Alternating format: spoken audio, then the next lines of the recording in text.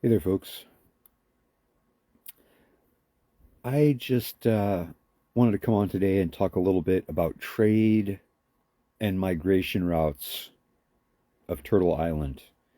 Because for thousands of years, there have been trade routes here in North America where people would take their material goods and bring them to other parts of the country where those goods weren't available. And here in Oregon, one of the examples would be smelt. It's a keystone species. It's a small fish, not very big. And right now it's actually smelt season. And smelt, it's a very oily fish. And they run actually all across the country, not just here in the Pacific Northwest.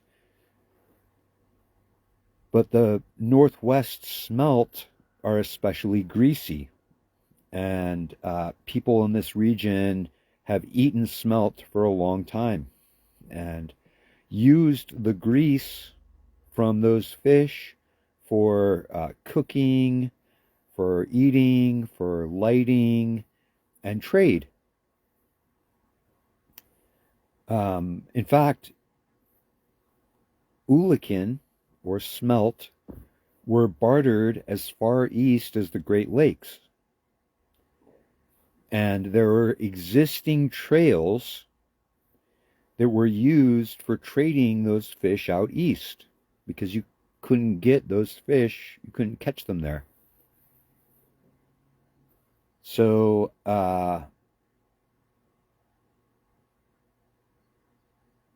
that's just one example. If you want to look it up, you can find historical accounts of grease trails, is how they're referred to in historical documents, grease trails.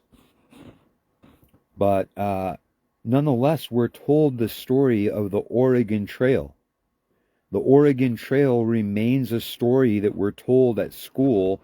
It's perpetuated in monuments and all of these, you know, properties that are showing lies. They're just showing lies. They're just they're just holding up lies of the colonial thought process.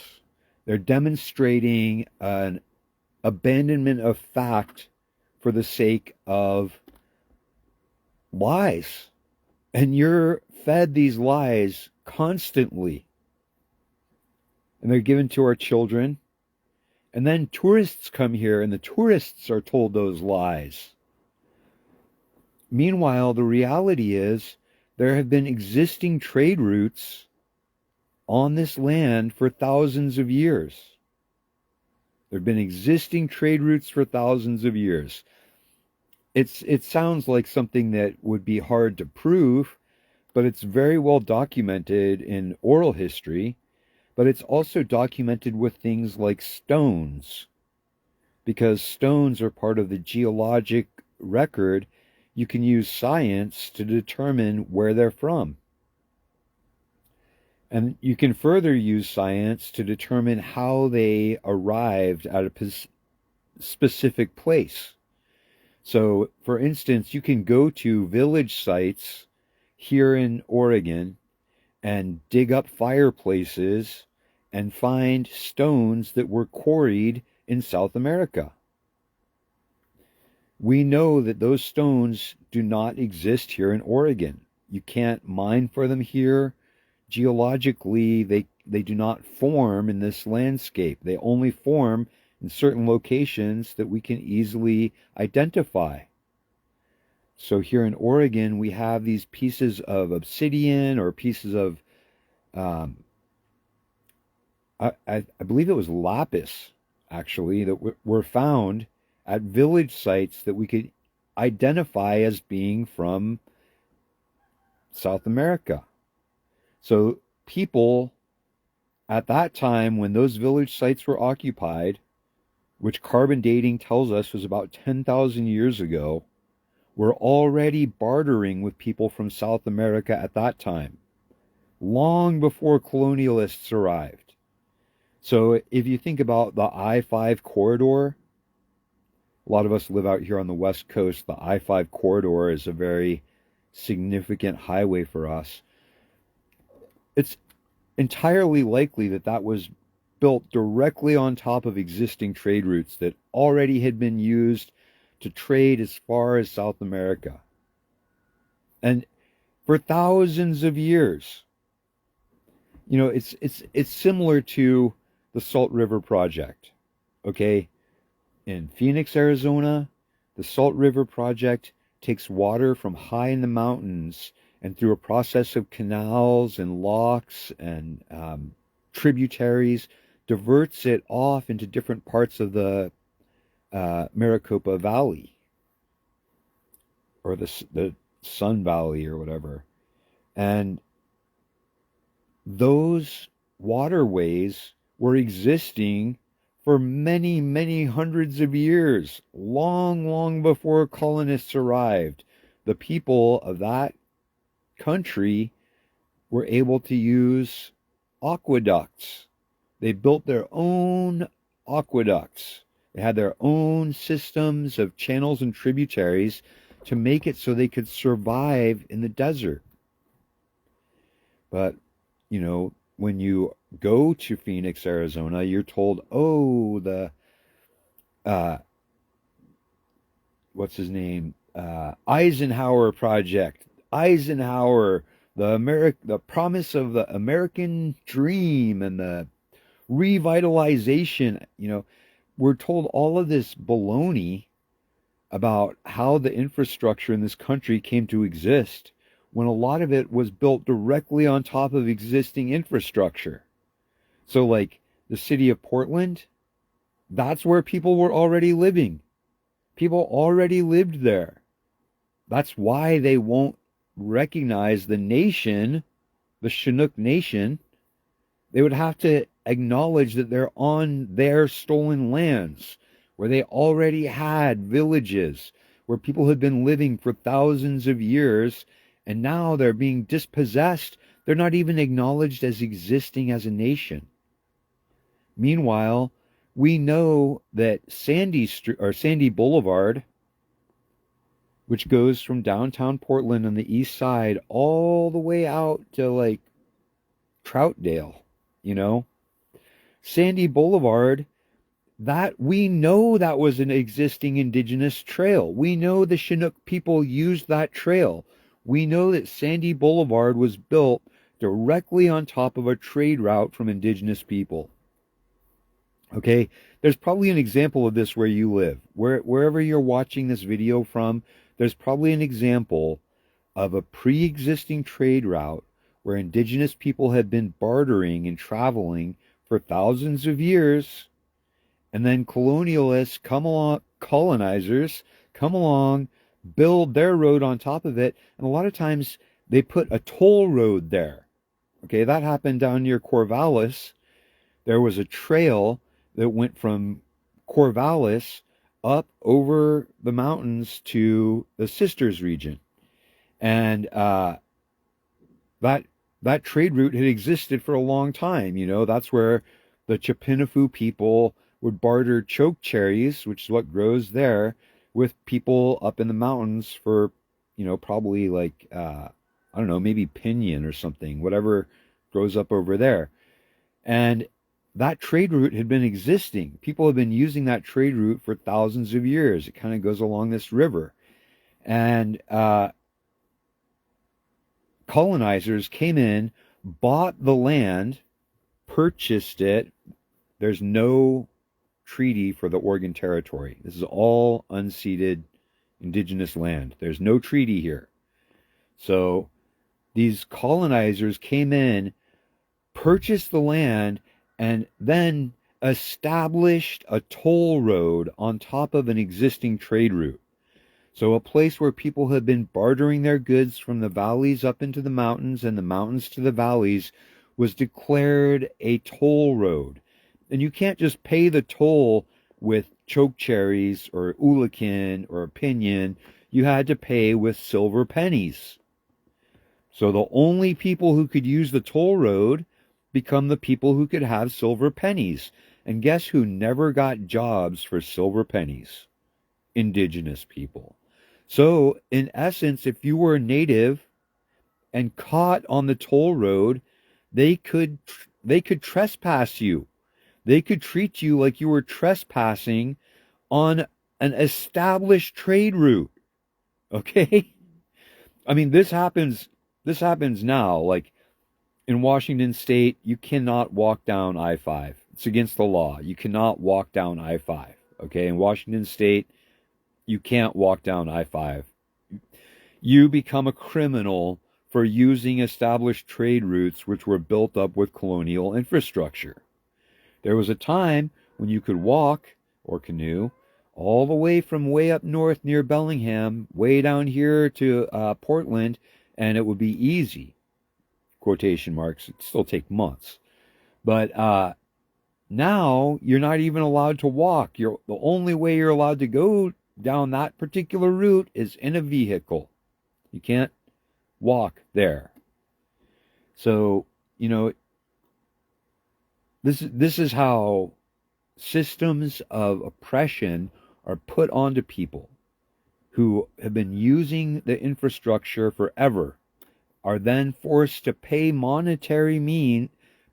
monetary means so they can afford to pay for what they were already entitled to. So, another example of that would be a hunting or fishing license. Indigenous people have been hunting and fishing here for thousands of years. But now we have to go and pay for the right to be able to hunt and fish, which had been our inherent right since the dawn of time.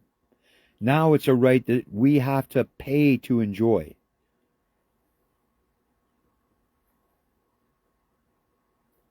I mean, I get wound up on this stuff because a lot of the infrastructure was already here. There were already trails. There were already roads. There were already bridges. Okay, the suspension bridge. Native Americans invented the suspension bridge. Colonizers used arch bridges. They did like the wedge thing with the stoneworks where they're like, we're going to build an arch and it's going to have a keystone and all of this weight and all of this weight's going to push against this weight. Indigenous people had already designed suspension bridges. So there were existing infrastructure here already. That infrastructure was taken and now we're being charged to use it.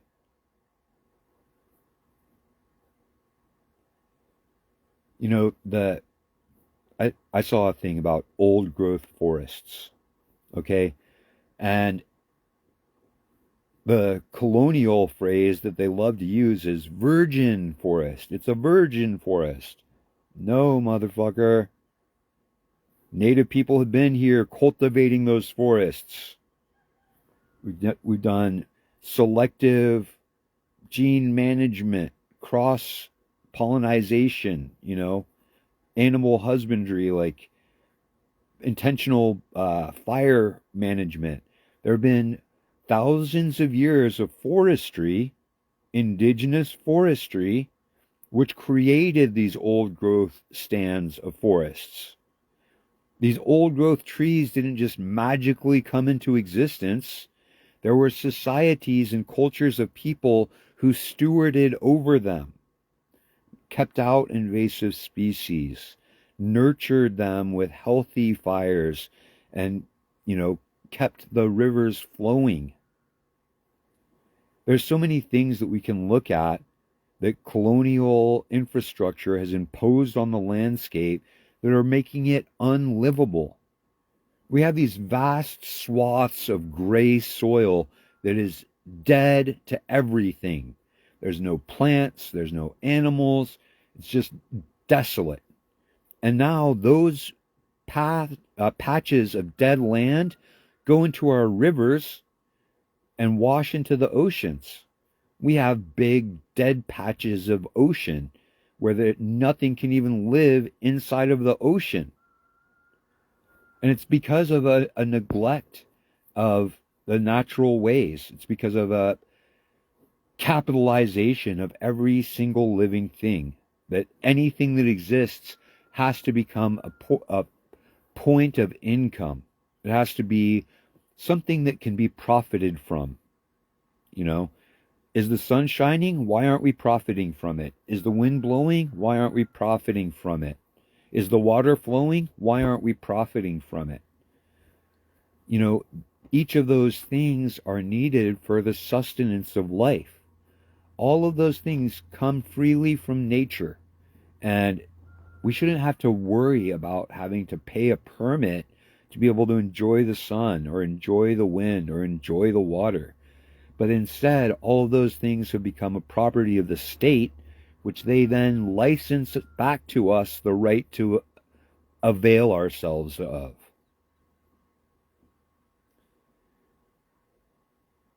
Meanwhile, they stole it in the first place. It was never theirs to own. It was never theirs to license or give in the first place. They full on massacred people, dispossessed them of property, forced them into concentration camps just so they can say, oh no, we own this land. This is our land over here. You can't be on this land, motherfucker. Get the hell out of here.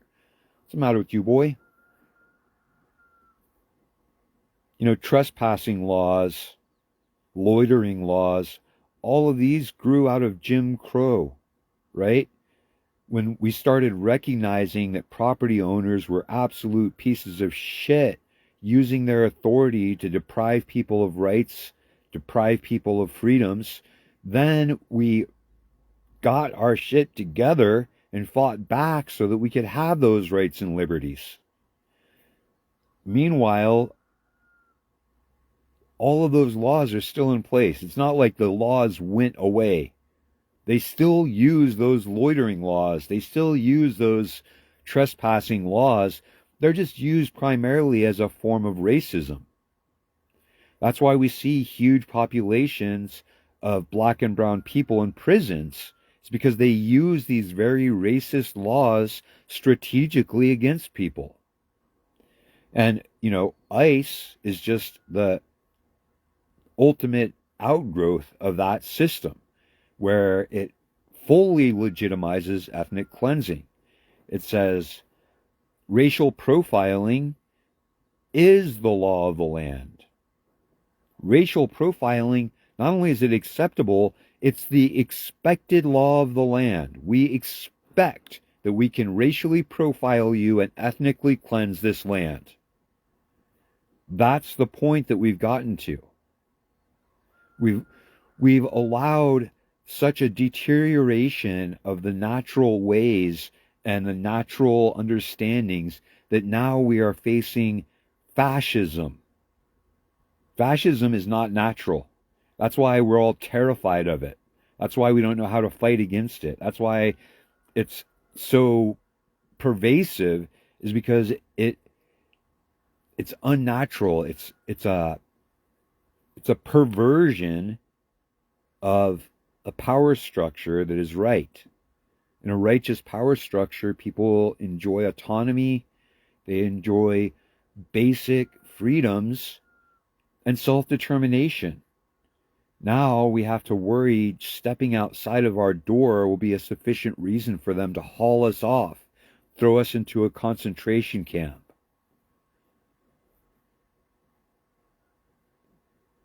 You know, for using trade routes that have been here for thousands of years. There's always been a natural migration between the people of South and Central America, the people of North America. My ancestors come from both sides of the so-called Canadian border. My great-grandparents were from so-called Canada on my dad's father's side. It's complicated once you start getting certain number of parents out there. It's like my 8 different great grandparents or something. It's like it gets to be a lot. 2 parents, 4 grandparents, 8 great-grandparents, and 16 great-great-grandparents. It starts to get to be a lot once you start thinking about it.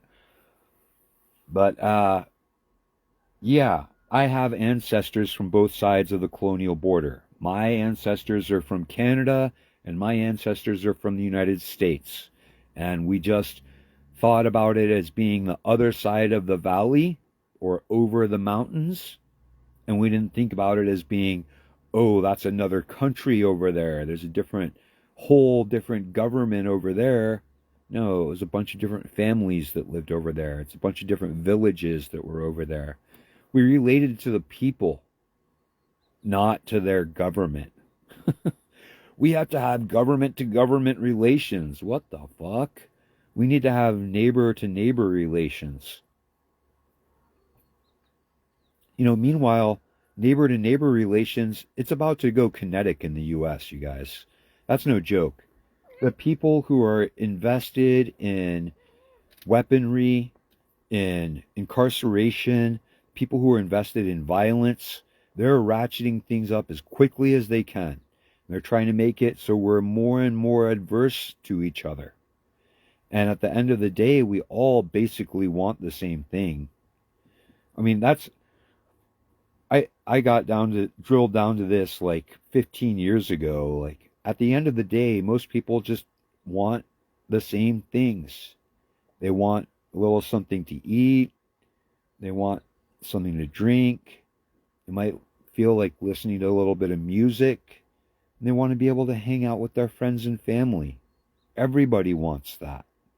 It doesn't matter whether you're red, blue, or from a whole other country. We all want the basics of life. We're all basically the same. We just want to feel safe, understood, and cared for. And there's no reason that we can't have those things. The only reason that we can't feel safe, understood, and cared for is because of a false dichotomy that pits us against each other. At the end of the day, the people, the working people, the everyday people, all want the basic same things. We're not out here trying to have yachts and rocket trips to Mars and nuclear war bunkers. No, we're trying to have enough food to feed our kids. We're trying to have some time to hang out with our cats. We're trying to find some time to see a performance we might enjoy. We're not out here trying to like go to war with another country that's on the other side of the planet. The people who are doing that, they're such a small percentage of people. They don't share our same value systems. They exist on a whole other realm. They're not interested in the wellness of each other or our planet. They're trying to destroy everything. And, we're not going to be able to just vote them away.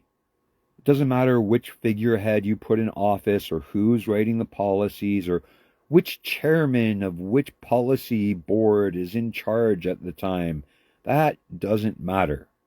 I wish I could tell you it does, but let's be honest with each other, because if you look just at the last 25 years, you can see that during each time when there was a different administration in charge, nobody stopped sending military items to blow up people in other countries. They kept doing it.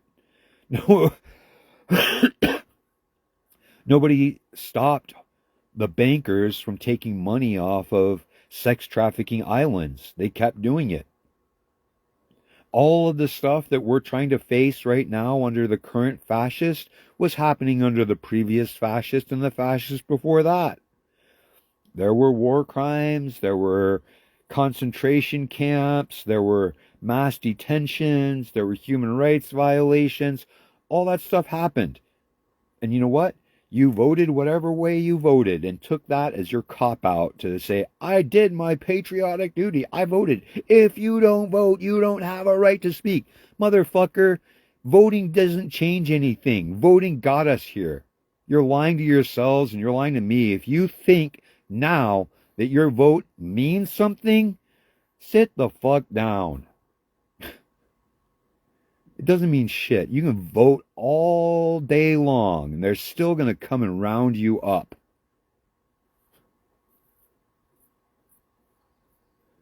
The Latinos for Trump are getting a very personal uh, relationship with what I'm saying right now because they thought they could make a vote and they were going to guarantee themselves a better America. We're going to make America great. They voted for Trump and now they're in a fucking concentration camp. They thought they could make the world better by voting for this guy and now they're in a concentration camp. And you know what? Whoever they tell you to vote for next, and they're like, if you don't vote for this person, it's because you're voting for the other guy. It doesn't matter. It doesn't matter. What matters is you getting out there and stopping them from throwing people into concentration camps. No politician is out there stopping people from being thrown into concentration camps. None of them. They're out there trying to write better policy. We're going to be more fiscally responsible. We're going to create a social safety net for the most vulnerable. No, you're not, fuckers.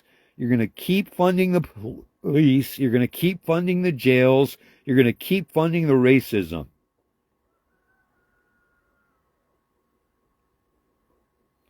I'm astounded that people still have any faith in our political system at all. I don't understand it. It just boggles my mind because it's so apparent to me that it is intentionally designed to placate you.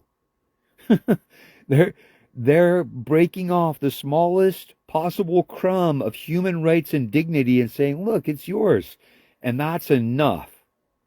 It's just enough for you to be like, yay, I have my freedoms. But let me tell you, it's not freedoms. It's not. People are hiding inside of their houses. We are at the Anne Frank moment in our society. They're going door to door, kicking in doors in Vermont right now. Currently in Vermont, 1% of immigrants live in Vermont. All the country's immigrants, only 1% lives in Vermont. And they're doing door-to-door raids on people's houses without warrants. Your vote is not stopping that. It's not. You're not going to stop fascism with a vote. You're not. You can vote as much as you want. Vote as many times as you want in as many elections. You'll never be able to show me a single time when fascism was stopped by a vote. You can't go to history's records and unearth a single example of fascism being stopped by a vote. Probably what's going to happen is there's going to have to be an external force brought to bear against us. It's typically how this works out. That's what they're planning for. The U.S. is the people who control the U.S., the people who are actually in control of the U.S. are planning for us to be invaded. You got to understand that, okay? Why do you think they're taking over Cuba? Why do you think they're taking over Greenland? They're trying to take over these strategic points because they know we're doing fascist shit and the rest of the world's only going to tolerate it for so long before they organize and attack us. That's what happens to fascist countries. They go too far, the rest of the world brings together a coalition and they crush the fascists. That's how it works. You don't go and be like, I voted away fascism, democracy, go DNC, Hillary Clinton and Kamala Harris, huzzah! No, motherfuckers. It's going to take a coalition of armed powers bringing millions of tons of explosives raining down on our country until the fascist is gone. That's how this ends. That's how it ends every fucking time. Do you not understand history? I mean, hopefully you do. But if you don't, then vote blue, the blue wave, the squad, Bernie Sanders. No, motherfuckers. They're going to have to blow our shit up until the fascists give up. They're going to rain bombs and missiles onto our country until the fascists give up. That's how this goes. Why do you think I keep saying to stockpile food? Fucking stockpile food.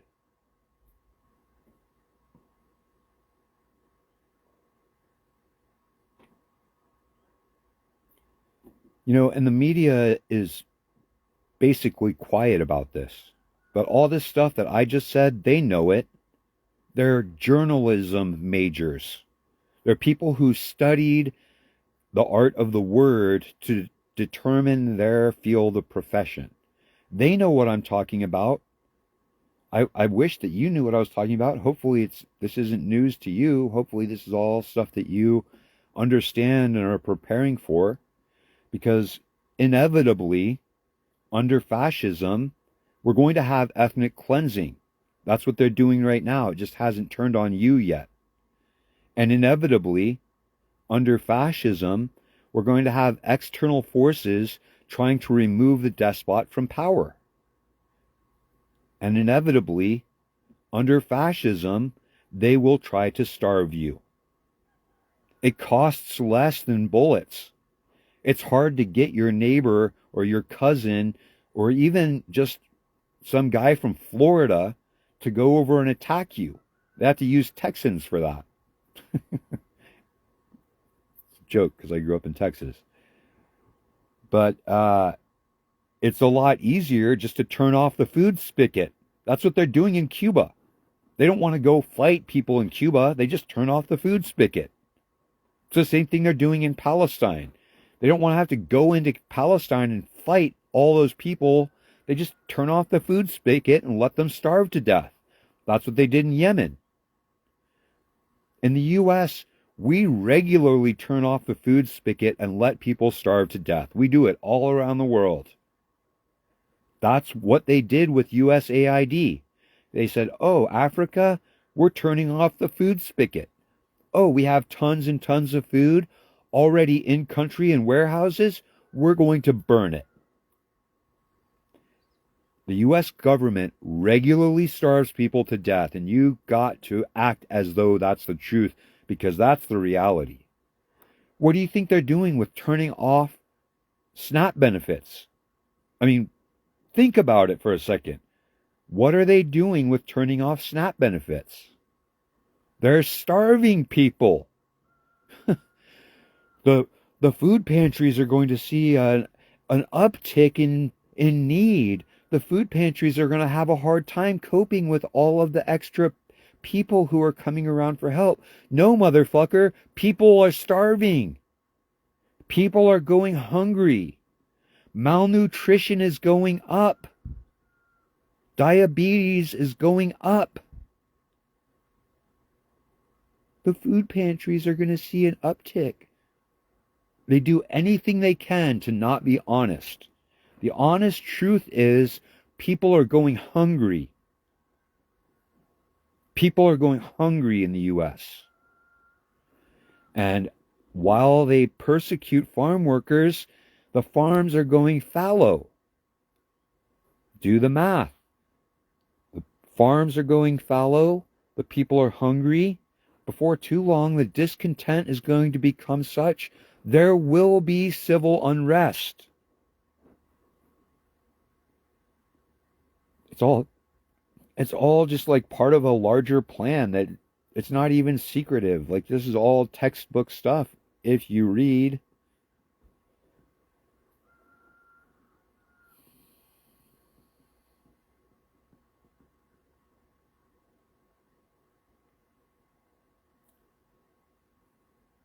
Yeah, you know, we had trade routes here for thousands of years. We've had infrastructure here for thousands of years. We had food forests, we had ocean forests, we had all kinds of livestock. You know, the people We had it figured out, okay? Maslow's hierarchy of needs is for lesser societies that are trying to work on self-actualization. Indigenous people had communal actualization that we were working on. The individual was so well cared for that we were able to work on societal evolution. We were past the point of trying to secure individual survival. We had individual abundance. And all of the deprivation, all of the hunger, all of the forced marches, all of the concentration camps, all of the boarding schools, all of the relocation, all that stuff was done to destroy our access to the wealth that we had already generated and created in abundance. They had to totally wreck our societies in order to establish this fascist nation that we now call home. So, I'm trying to do more of these videos. I have a lot to say, and I feel a lot of feelings. So, I appreciate you taking the time to tune in, and I'll talk with you again very soon.